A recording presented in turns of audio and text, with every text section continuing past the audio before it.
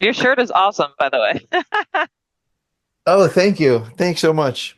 Yeah, it has some of the old symbology back from the forgotten times when Oh, that's amazing. we had I don't know, maybe a matriarchy that has been buried in history. What Um an appropriate shirt to wear for this conversation. That's great. oh, Super cool. Welcome back to Rapid Regeneration. I'm Dave Escamilla. I'm not a medical doctor. I'm not making any medical claims or claims about diseases, and neither is my guest. And I should also add that normally this is a family-friendly show, but today viewer and listener discretion is advised because we might be talking about some more mature content. I'm so honored and thankful to bring to you Lexi, aka the Cycle Witch. Um, we're going to talk with Lexi about something that is put into this black box of mystery. And today, Lexi is going to help demystify that for us, which is the female cycle. So, Lexi, thank you so much for joining us today. Super excited to be here. Thank you so much for having me. Yeah. Wow, I almost don't even know where to start. I was doing just in doing a lot of preparation and research for this. I learned a lot Hmm. just from that, and Yeah. I guess we're going to talk with Lexi about the significant meaning behind this experience that females go through in life. If you're a female, how to use that to empower yourself. If you're a male, how to Hmm. be a good person and actually get along better with females. And so, Hmm. I guess for starters, Lexi, before we get into the nuts and bolts, what percentage of people, males and females, do you think really have any idea about a deeper understanding of the female cycle? I would say very, very few. I don't know the exact number of the general population, but for people who menstruate, 40% of people when they start menstruate don't even know what's happening to them when they first get their period. So that's almost half. And when I do workshops, I would say I have maybe one person in each workshop that actually knows the phases of their cycle. It's very rare. So every once in a while, I have them, and then sometimes I'll have more, but that's because people have been to my previous workshops. So we live in a period of extreme body illiteracy, and it's not an accident. And it's extremely relevant for the regenerative conversation because in order to understand how um, or to understand how our cycle works is to understand regeneration of human life, right? And this wisdom is at the core of our sovereign power as humans. And so it's not like, oh, they just forgot to teach us this thing. It was very intentionally wisdom that has been taken away. It's been taken away beginning with the switch from matriarchy over to patriarchy. And then it went really full throttle during the witch burnings where they were literally killing people with this information, right? So this wisdom, it's kind of like, I'm sure as you are aware, as you take away people's knowledge and ability to grow their own food, and they become dependent on a power outside of them for their authority. In the similar way, when we don't know how this works, we become dependent on medical systems, healers, and things outside of us, and spiritual understandings outside of us in order to be able to survive in the world, right? Um, this disconnection we are disconnected from our very own body. It's like hidden in plain sight, right? Like it's right here. My womb is right here, and I wasn't even till I was in my 30s. As somebody who is a huge feminist, a huge advocate for womb care, somebody who does menstrual cycle work and has always kind of been obsessed with this subject, it wasn't even until my 30s that I even saw a live birth, that I actually saw a baby being born out of a vagina, right? It's like the first time I ever even saw that. So the illiteracy of our bodies, how magical they are, how they work, it really serves an intentional purpose for being able to exploit our bodies and as a system the same way the earth is often exploited, right? And instead of being able to tap into a regenerative system that's maybe less profitable, but is more regenerative and healthy for our bodies, minds, and spirits. Wow. Wow. We're talking with Lexi, aka the Cycle Witch. You can find her at the Cycle Witch on Instagram and thecyclewitch.com. Um, it sounds like you just brought something up which is going far beyond just the cycles that you've deconstructed, that there's four phases, what to do during each phase. But it's way beyond that. You're Mm-hmm. talking about the divine feminine energy and things that have been kind of suppressed in history. You look at the Mm-hmm. how the Catholic Church took over the writings and made them all patriarchal, and they took stuff out. And so, Yeah. what do you, when someone asks you, when you're in Costa Rica or you're in the US or wherever you are, and someone asks you, Lexi, what do you do? What do you do? How do you even respond to that? How do you describe what you do? That's such a good question. Because it's different with every person I talk to. It depends. So the basic answer that I give people, if they're not in this, if they're not already aware of my work or familiar with it, and if they're also unfamiliar with alternative healing modalities, if they're not like deep in alternative healing, well, alternative, like what does that even mean?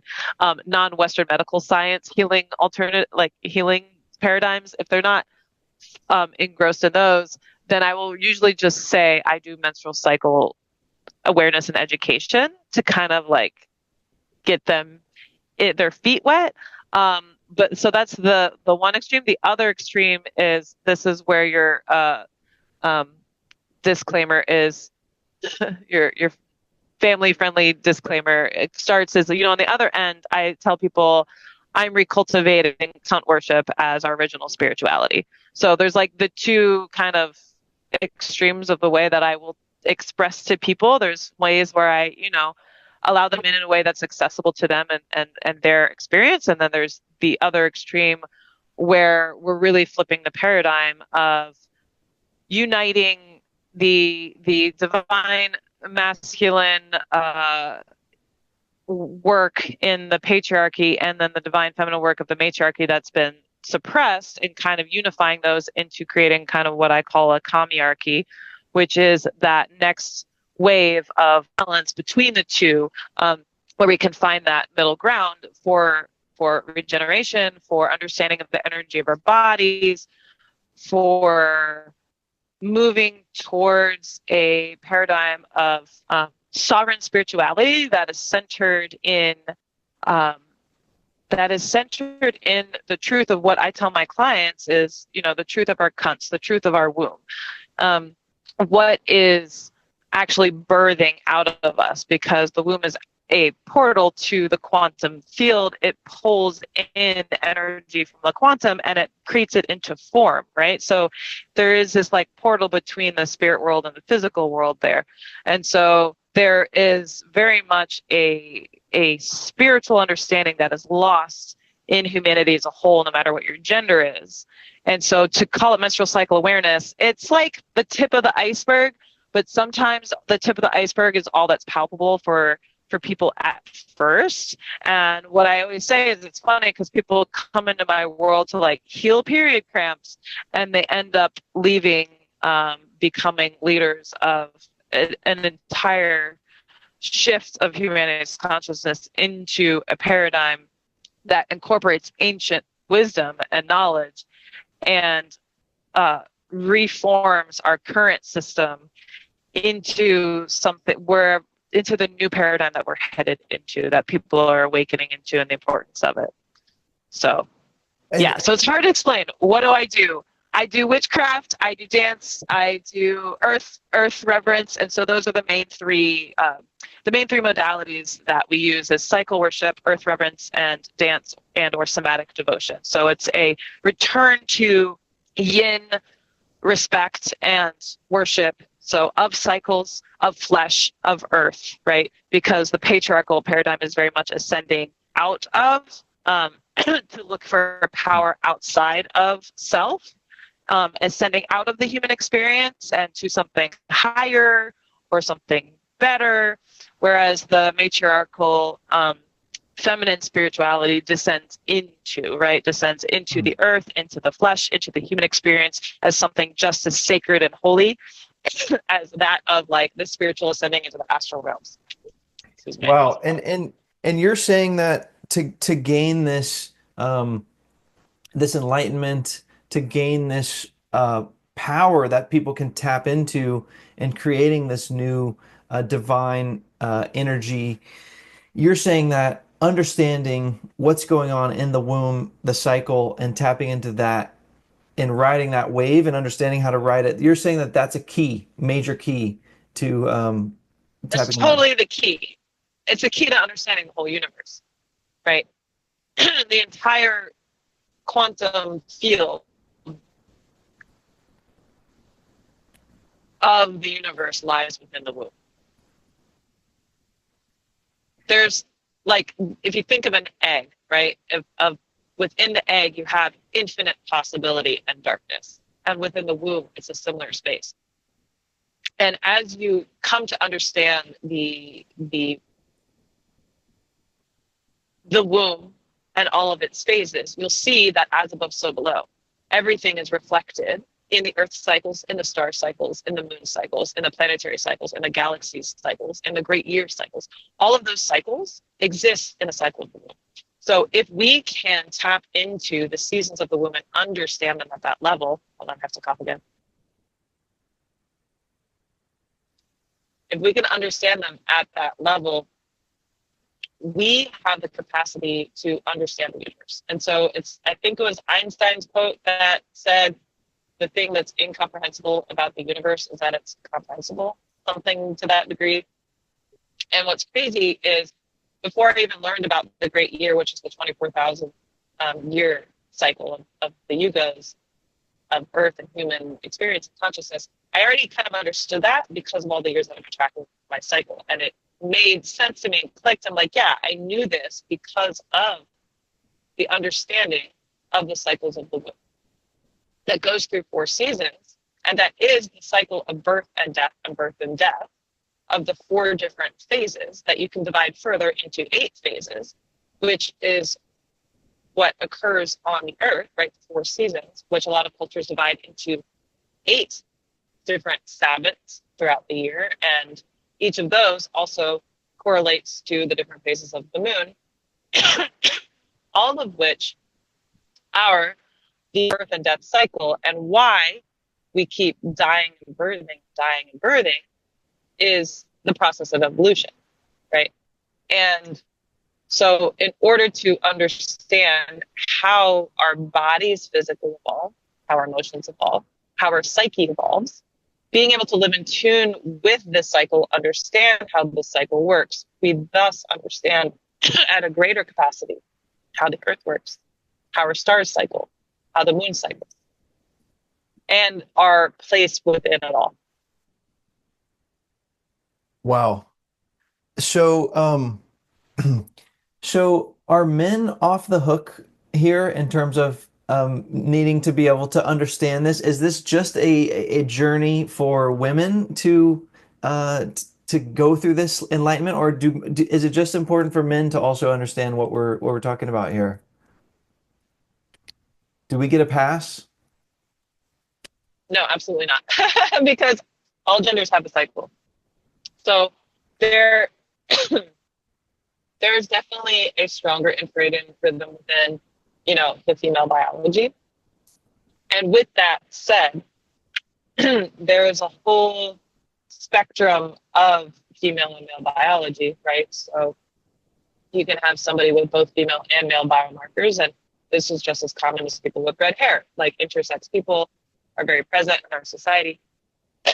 um, it's a very, across the whole planet, it's what, like 2% of the population. So it makes for a lot of lucky people that that lie somewhere in between, right? So I'm sorry, I'm like getting over a cold, and I haven't talked this long in a while. So once you're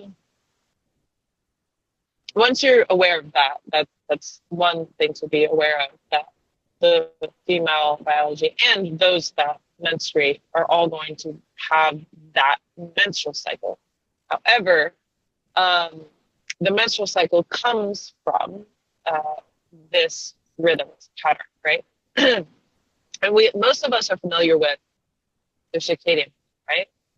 Yes. So, like, we have the sun comes up, the sun goes down. Normally, you sleep at night, right? You sleep when the sun's down, you're awake when the sun is up. That's, give or take, but that's the general gist of how our hormones are correlated with the circadian rhythm. Now we have an infradian rhythm that all plants, animals, humans, living things correlate to, right? And this is with the moon cycles. And the moon is powerful enough to move ocean tides. It dictates the water element. And what else is made of the water element? Our hormones, right? So we all have a 28-day cycle. If you are a farmer, any permaculture farmers will tell you that they usually plant around a new moon. I'm not a farmer. I can't say exactly what they do, certain clippings or things around full moons. But there is a correlation to the birth and death cycle along with the infradian cycle. And with the circadian rhythm, if you miss a night's sleep, you're going to feel like shit the next day. You're going to feel awful. You're going to feel tired, exhausted, cranky.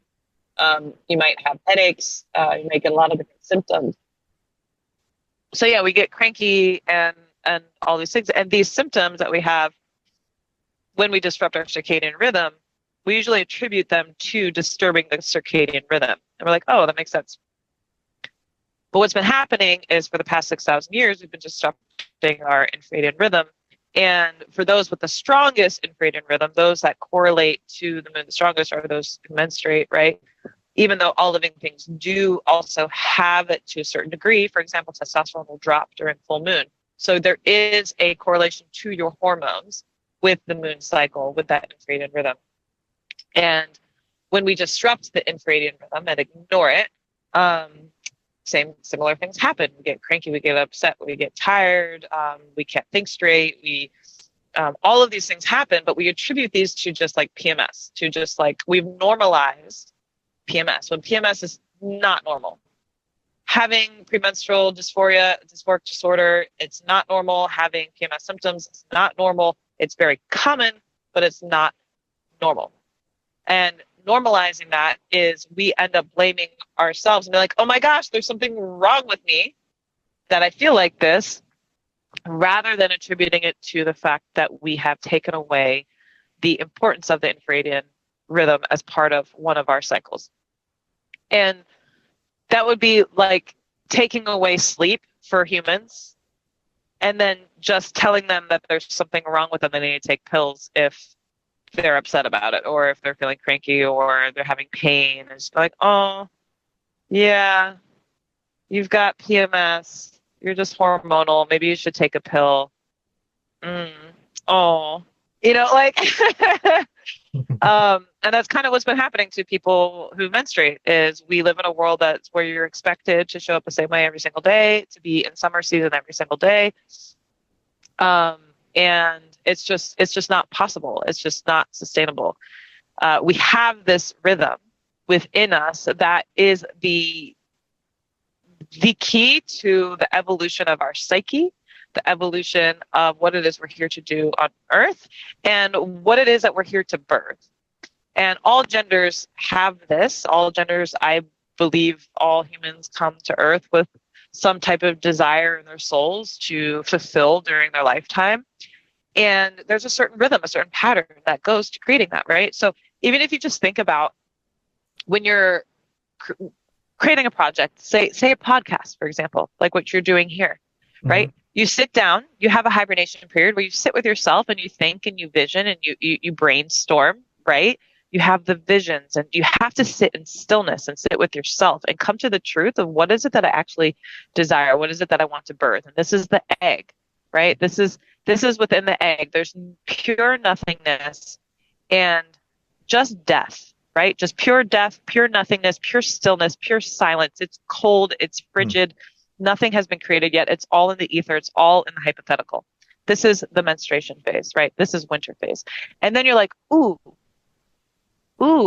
I'm having some visions here. Okay. And once you start to like really decide what that vision is, then you're like, ooh, I'm going to maybe write this down. All of a sudden, it becomes real. It becomes planted seeds, right? So this goes into the springtime, right? This is the spring phase of your creation. So you're like, ooh, I'm going to plant the seeds.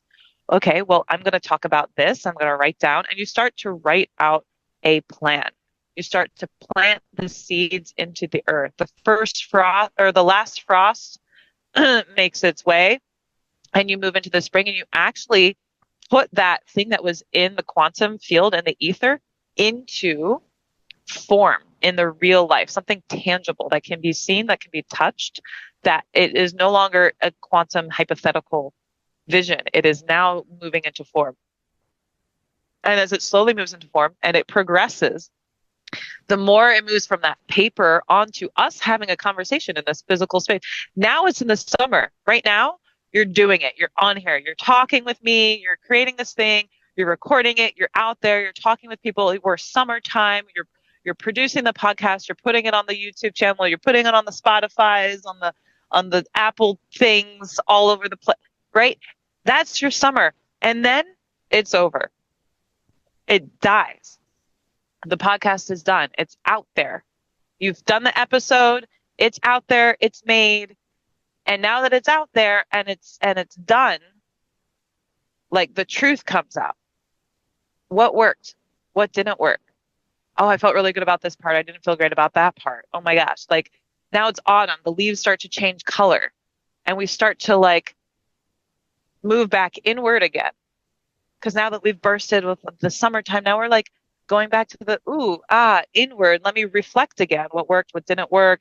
Now I have to grieve. That was so much fun. That was really cool. I really enjoyed it, or I didn't like it. But either way, I'm grieving and I have to let go because it is dead now.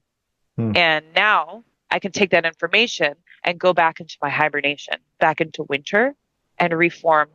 What am I going to do this time? And rehab the vision and plant it again. And that way, that is how we evolve things that we create. Whether it's a podcast, whether it's a baby, whether it's a life form, whether whatever it is that people are creating and birthing onto this earth, it all moves through those cycles. It's those 4 seasons. And those 4 seasons are happening in our bodies. And we're expecting to be able to regenerate the planet. We're expecting to be able to like live in tune with the planet and clean up all the plastic. But those are all just symptoms, right? We could just like go around cleaning up plastic all day. But if we are sitting here hating ourselves for not being productive enough during the winter time, during our own inner winter time, and have self-hate and self-sabotage and are doubting ourselves and shaming ourselves out of that very important inner winter phase of our creative process, we are contributing to the exploitation by doing it to ourselves. And so it's not until we can heal that inner connection to ourselves and our bodies and our natural need for that process of that evolution, of the evolution of our psyche, then we are going to continue doing it to the planet, right? As above, so below. So instead of pointing the fingers outward of like, those companies need to get better at regeneration, or those companies need to get like, stop doing this or stop doing that. It's like, well, are we doing it to ourselves? Do we even know our own seasons? And so for people of all genders, I always encourage that they track their natural tendencies.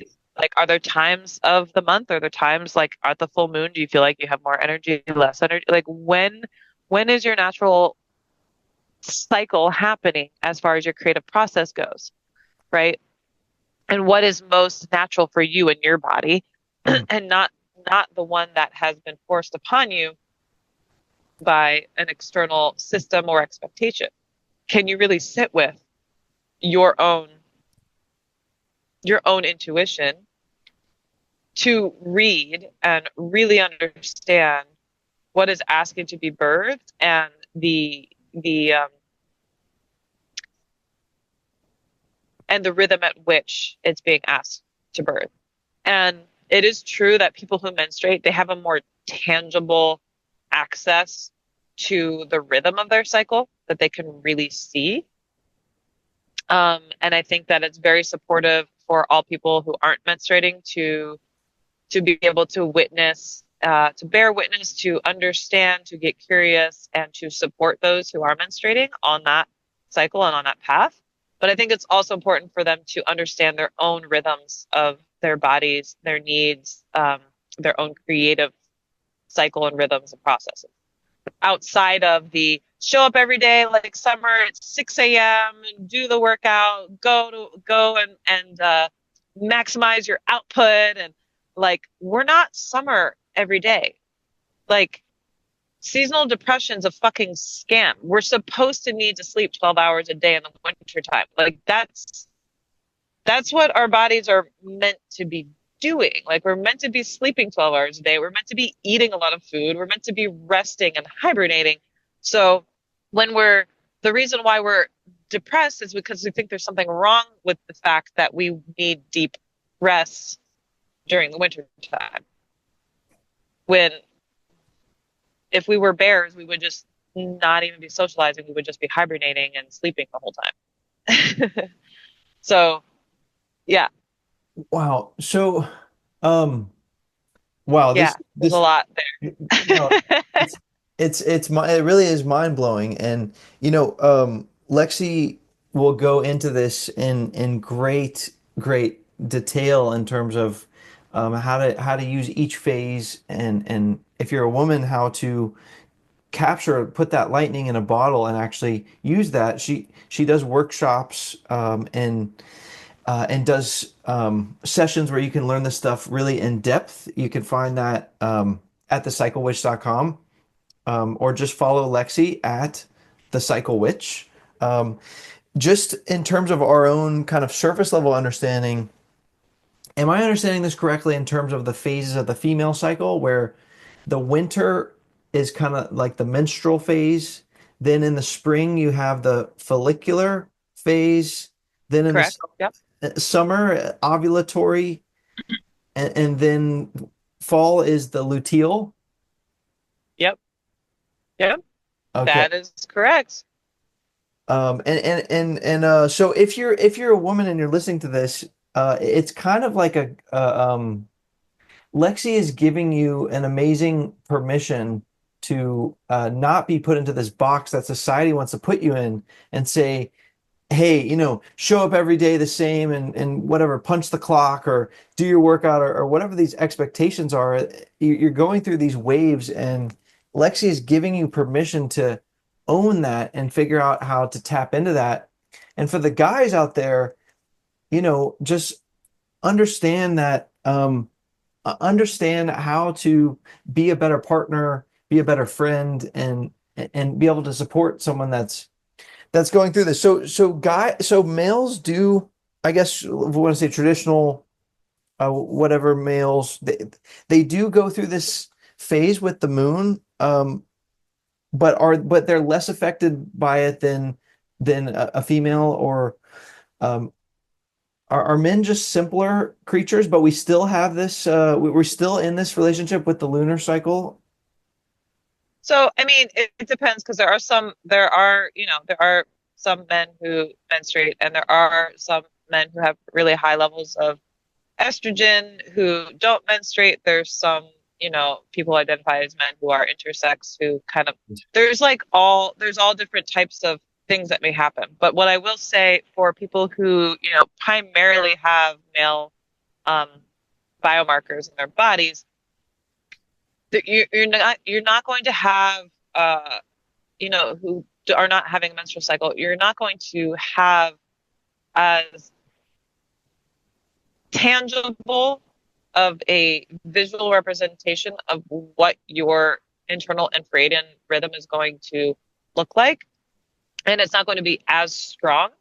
Um, so you will be a lot more capable of showing up at similar energy levels every day, but you're more going to be more affected by the cycles of the sun. So Hmm. the like the solar seasons, so like the winter versus summer seasons of the year, right, are going to be more effective. But there is like a more in reality, there you have more durability as far as energy goes, more consistency, because testosterone is going to vary a little bit less. It peaks in the morning and descends throughout the day. So your day cycle is going to be more affected. So there's also cycles and rhythms to tap in to look in there.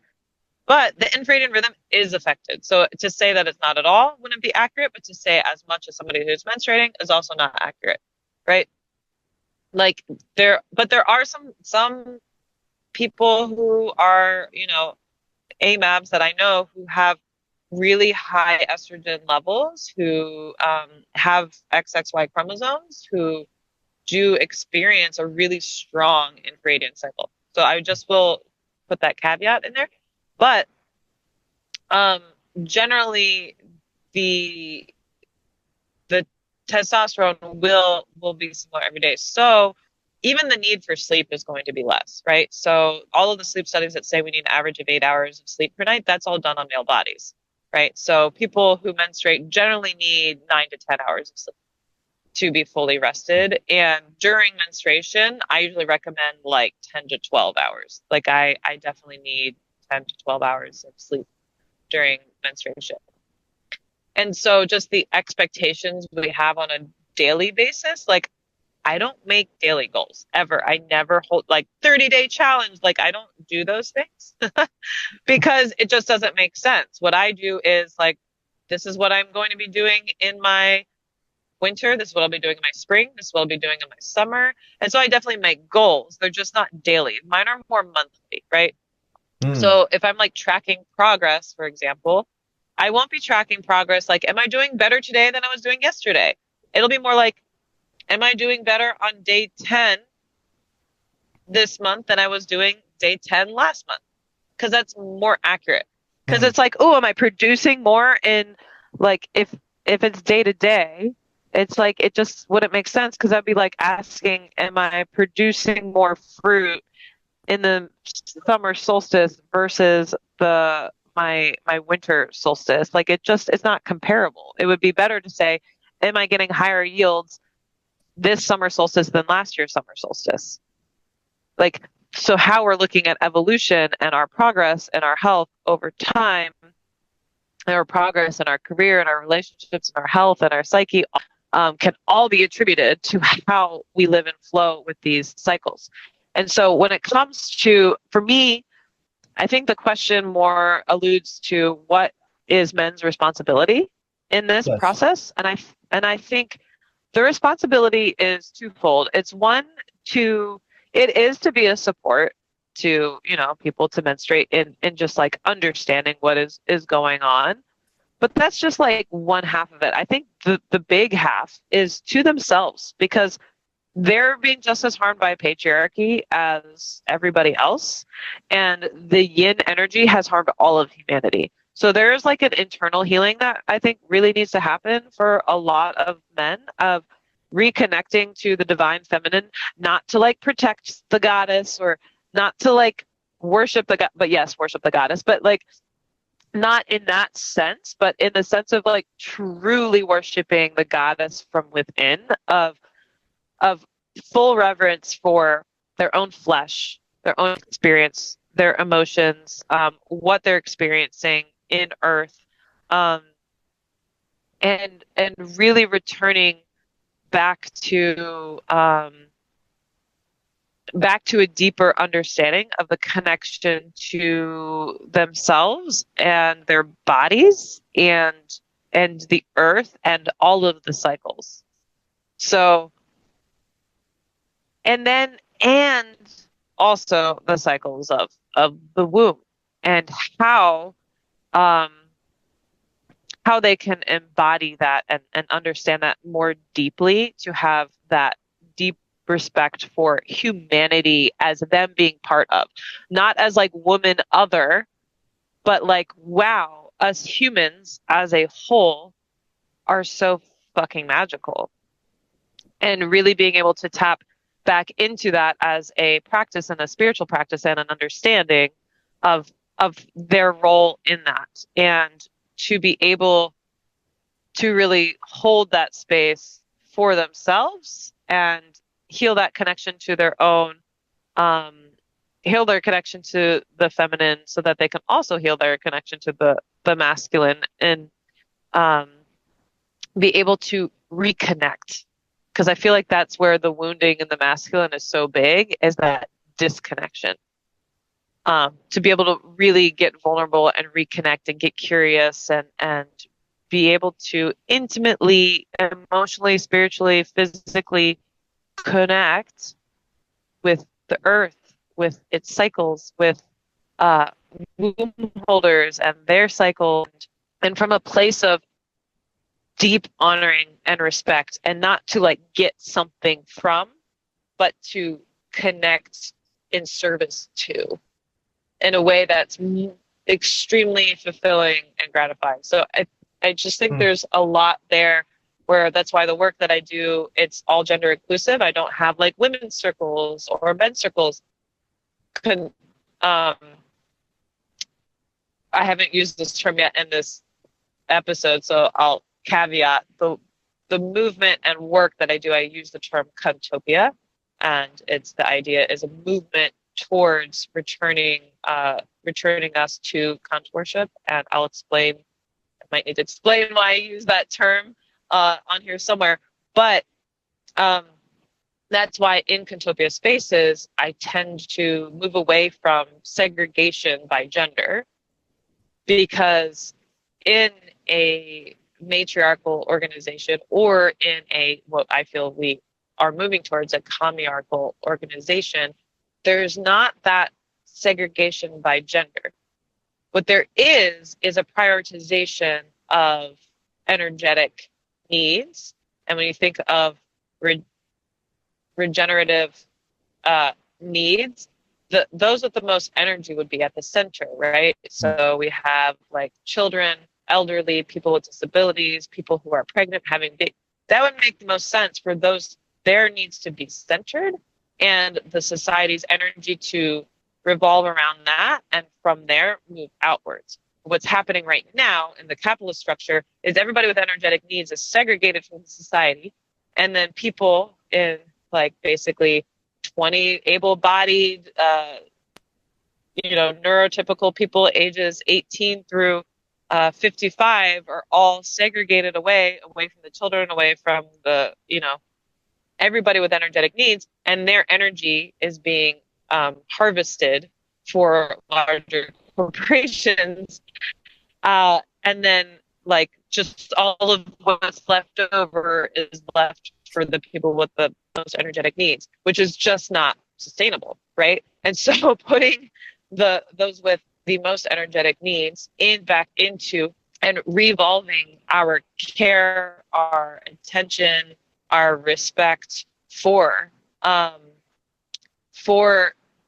the process that is naturally revolving around the womb, whether or not you have one, is kind of central to having an equitable society, because that's where all life is coming from. And whether you're the steward of that womb or not, whether or not you're the direct steward, the one with the womb, or the one standing next to the person with the womb, we're all equally responsible, right?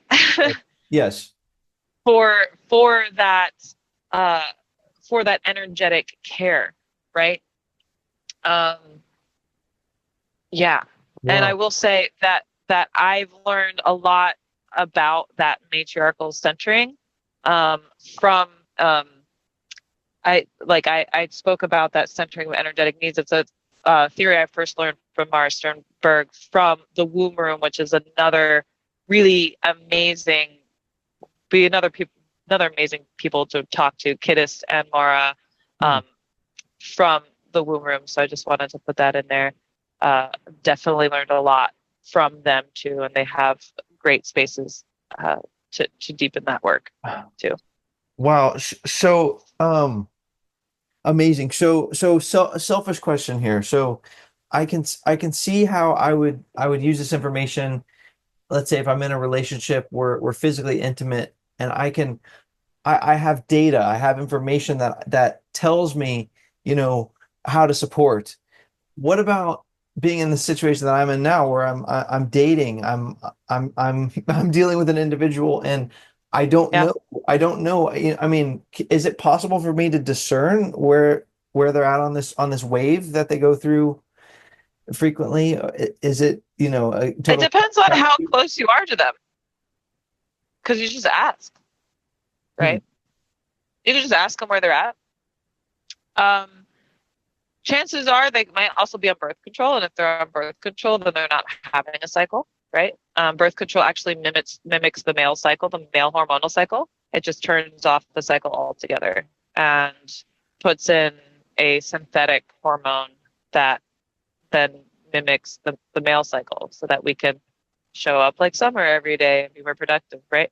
And just a caveat only, I think it's like 95% of people that are on the contraceptive pill are on it for reasons other than contraception. So it's not even necessarily being used for contraception alone. Wow. Most of the time it's being used to like treat things in the womb that don't actually treat the cause, it or the root cause. It just stops the cycle from happening. So to the listener of this program, we're not giving medical advice here, but be very careful what you put in your body, from, whatever it is, big pharma or whatever, because you're literally switching off your divine power. So there's other toxic implications, liabilities that I also very worry about. But it sounds like you would definitely be very highly cautious about doing something like that. So I'm cautious of anything non-consensual. That's what I'm cautious of. I'm full support of anybody doing what they feel is best for their bodies, Yes. and I would always fight for the right to contraception. I think Yes. that is a very key part of me having the rights that I have today is because of contraceptions that have given people socialized as women rights, many of the rights that they have to be able to be without child, um, right? And for many people who are in non-consensual situations, need birth control as a means of contraception. So I think there's everything is complex, right? There's no like black and white answer to anything. I think that everything is very nuanced, and what I do believe is I believe in consent and being as informed and literate of your body as possible to make the decision that is best for you. So when it comes to contraception, oftentimes it's pushed onto us well under 18 years old. A lot of people are put on it at 13 years old for health reasons, and then they're on it for 10, 15, 20 years before they even question it, right? And they're not told all of the side effects that it has. It can actually shrink your clitoris. It can cause mood swings. It can make you gain weight. It can make you lose weight. It can lead to infertility issues. It can lead to bone problems, nutrient deficiencies. It's actually stopping your cycle altogether, and you don't even have to bleed while you're on the pill. They just added that in there for marketing purposes because they thought people wouldn't trust the pill if you stop bleeding altogether. So they created a synthetic time to bleed when you take the placebo pills in between the hormonal pills. That creates a synthetic withdrawal from the synthetic hormones, and that is what causes you to bleed. But that's not actually necessary the pill to work. So there's a lot of different things that they don't actually tell us. And when we go to the gynecologist with issues, we're often either told that we need to lose weight or go on the pill. There's no actual like desire to, it's very, very rare that there's any type of deeper look into how to solve the issue other than to put us on the pill. And that ends, and the results are today that 1 in 2 people with wombs will have a hysterectomy in their lifetime, meaning 50% of people with wombs are having their wombs surgically removed in their lifetime for health reasons. So I bet you can imagine if 1 in 2 men were having their dicks removed for health reasons, that maybe they would start to question the pill or our practices, medical practices around dick care. So like there's definitely things to question and things to trust yourself. And you know your body better than anybody. You know yourself better than anybody. And so if it feels like something ain't right, something ain't right. That's all I'm going to say. Wow. Wow. Yeah. We are talking with Lexi, aka the Cycle Witch. My mind has been blown since I found out about you a month or two ago, and this is a whole paradigm shift. You can work with Lexi more intimately and really learn this information that will empower you. Just go to thecyclewitch.com or follow Lexi at the Cycle Witch on Instagram. In the last couple minutes we have left, Lexi, what does it look like for someone who really has learned this information, whether it's from you or from someone else, and they tap into that female cycle, that menstrual cycle, those seasons. They really tap into it. They learn how to harness it, and they really ride that wave successfully. What does that success look like in that area? Ooh! Oh, it looks good from up here. That's what I'm going to say. It looks great. It feels great. It feels great. It looks great. I mean,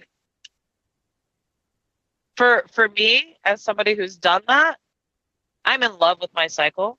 I am devoted to it. I design my life around it. I've designed my business around it. So I take off for 1 week every single month. When I'm on my bleed, I don't see clients. I don't take clients. I'm resting.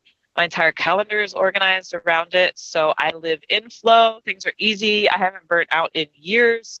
I'm healthiest I've ever been. I am off of all of my medications. I used to be on 4 different psyche medications that they tried to tell me I was like bipolar or I had PMDD or all of these different things, rather than saying like, maybe the system that's exploiting you, it does not feel great for your body, which is meant to be cycling, and is meant to be having torrential winds, the creation of the earth itself is meant to go through winter and all of these seasons, and that it's powerful and it should be honored and devoted. And so life is juicy and it's exciting, and the ability to follow through on my creative tasks is huge. It's astronomical now. Like I am able to run a business, and I was able to work full time and build my business at the same time without burning out. My creativity is just exponentially increased because I'm not burning out. I'm not producing more. I'm producing the same, but I'm actually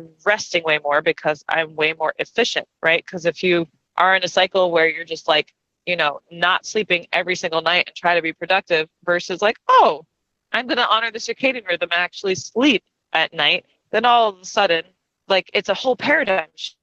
I mean, people can look at being whips in their alignment with you tune into your womb and what it's telling you, and you actually stop and like take bleedcations is what I call them, where you take time off during your bleed.